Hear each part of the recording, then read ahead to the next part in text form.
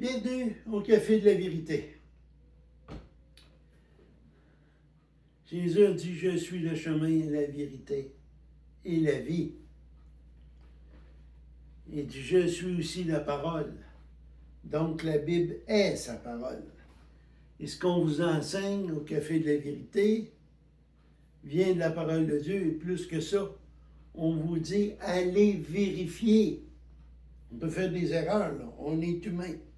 Mais on vous dit, allez vérifier. Ce matin, on va parler de la foi. De la foi en Dieu, de la foi en Jésus-Christ, et non la foi en une religion. On a passé proche là, du déclenchement de la Troisième Guerre mondiale. Là. Les États-Unis se sont retirés, mais ne vous en faites pas, ça va revenir. C'est prophétisé dans Daniel 8. Les États-Unis vont attaquer l'Iran.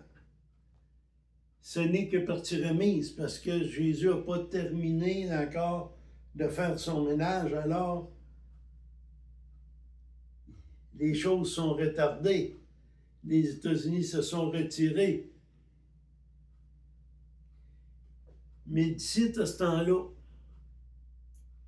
allez-vous avoir la foi assez grande au Sauveur pour passer à travers les épreuves qui s'en viennent? On voit très bien là, le nombre de morts qu'il y a présentement, le nombre de personnes qui sont battues présentement à cause du nom de Jésus. La foi, votre foi, est-ce qu'elle est aussi grande que l'exemple que la parole de Dieu nous donne ici dans 1 Roi 17? On va regarder ensemble les versets 9. On va partir du verset 9. C'est Élie. Il y a une grosse sécheresse partout. Et puis, Élie a dû se retirer parce que sa vie était en danger. Et là, Dieu lui parle, puis il lui dit, « Lève-toi, va à Sarepta, qui appartient à Sidon. Demeure là. Voici, j'ai ordonné à une femme veuve de te nourrir. » Avant qu'Élie aille là, il y avait une rivière pas loin de ce qu'il était, puis c'est un corbeau qui lui emmenait sa nourriture. Donc, il se leva, il alla à Sarepta. Comme il était à l'entrée de la ville, voici qu'une femme veuve qui ramassait du bois. Il l'appela et il lui dit, « Va me chercher, je te prie, un peu d'eau dans un vase afin que je boive. » Elle est partie et est allée lui chercher de l'eau. Il l'appela de nouveau et dit, « Apporte-moi un morceau de pain dans ta main. » Alors, ces choses-là sont importantes. Là. Apporte-moi un morceau de pain. C'est une chasseresse dans le pays. Il n'y a plus de nourriture. Et là, il lui demande de lui apporter elle-même de sa main. Ça veut dire qu'elle a fait elle-même. Pas qu'elle a été cherchée chez le voisin, là. Qu'elle ait fait elle-même. Votre foi à vous est-elle assez grande,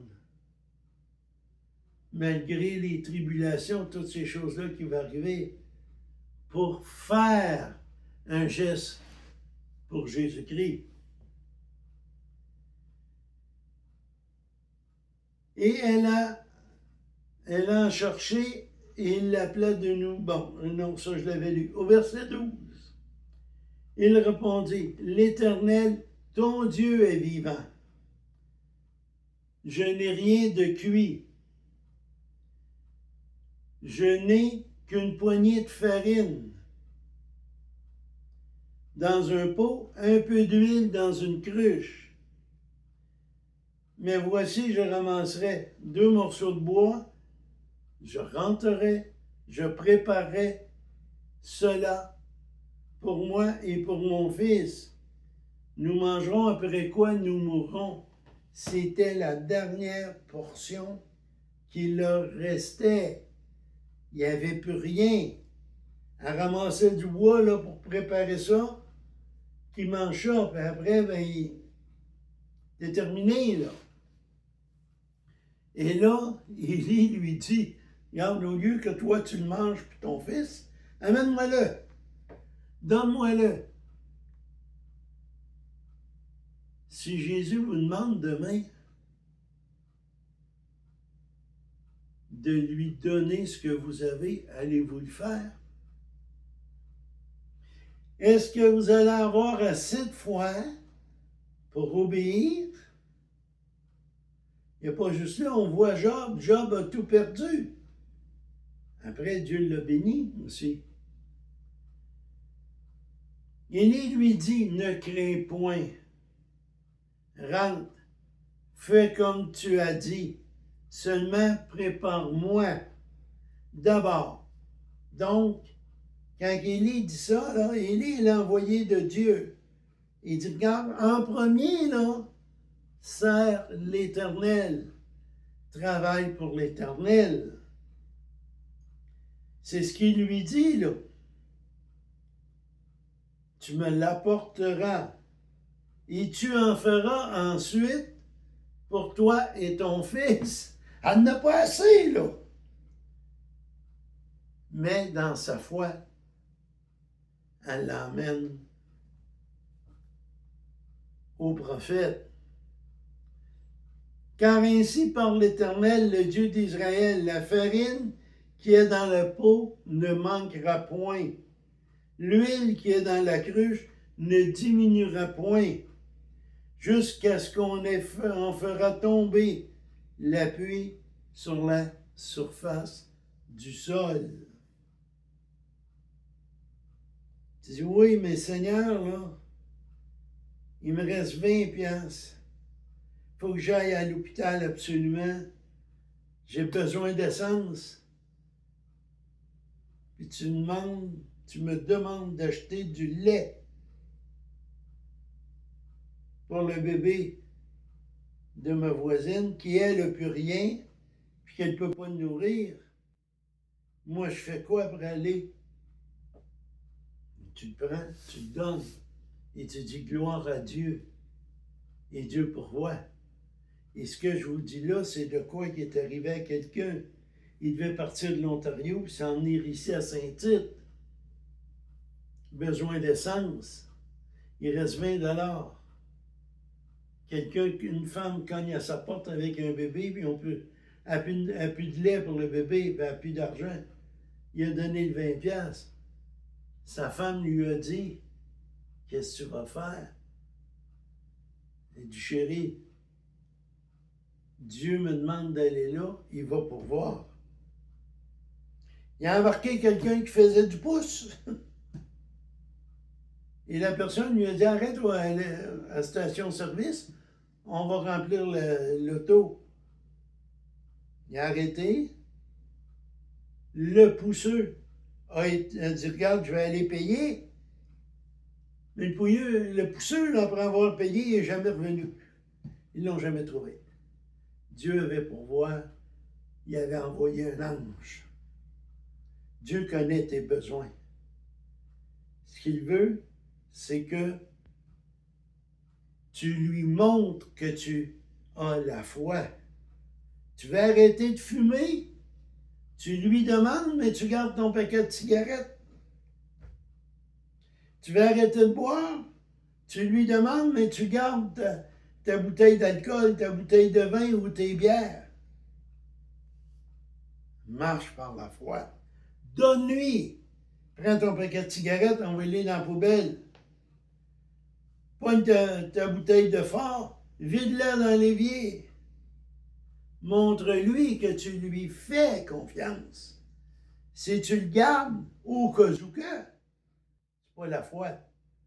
Et votre foi, là, avec tout ce qui s'en vient, plus qu'on avance, plus qu'on s'approche de l'enlèvement, et plus qu'on va s'approcher de l'enlèvement, plus qu'on va avoir besoin d'une foi réelle, d'une vraie foi, d'une foi sur Dieu, sur Jésus, sur le roi, sur le sauveur.